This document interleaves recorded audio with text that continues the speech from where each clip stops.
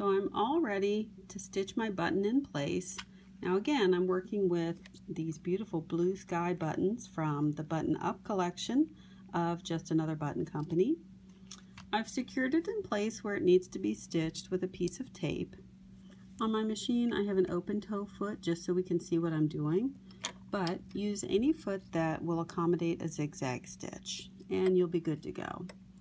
So I've got my machine set to a zigzag stitch, and I have lowered my feed dogs so they are disengaged. Find out how to do that on your machine and then set your zigzag and let's get started. So what I'm looking for here is I want to make sure that when the needle comes down, it's going to go into that first hole. This is going to help me position where to put the button underneath the presser foot.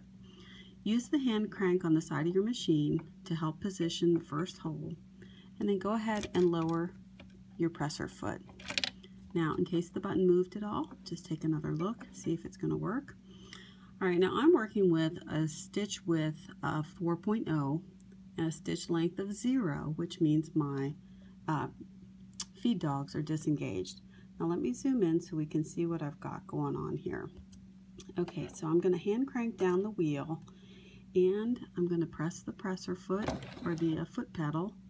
My machine takes a couple of stitches, so I'll do one stitch at a time. Oh look, now it is ready to go into the second hole. And again, I'm going to hand crank down and make sure that that needle is going to go through the hole and not hit the button.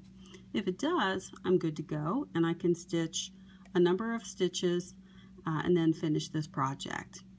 So if you need to make an adjustment, adjust the stitch width so that the needle on the right goes into the hole on the right. So here we go, press the foot pedal, do this a number of times. I like a little bit of thread bulk there. I think it looks nice and decorative. Okay, then I have a stitch on my machine that lets me knot and secure that. It'll go down 5 times and stop. And we're done. So let's take this out from under the presser foot and see what it looks like. This is beautiful. We are good to go. Now simply cut your thread ends, peel the tape away, and finish for the rest of your project.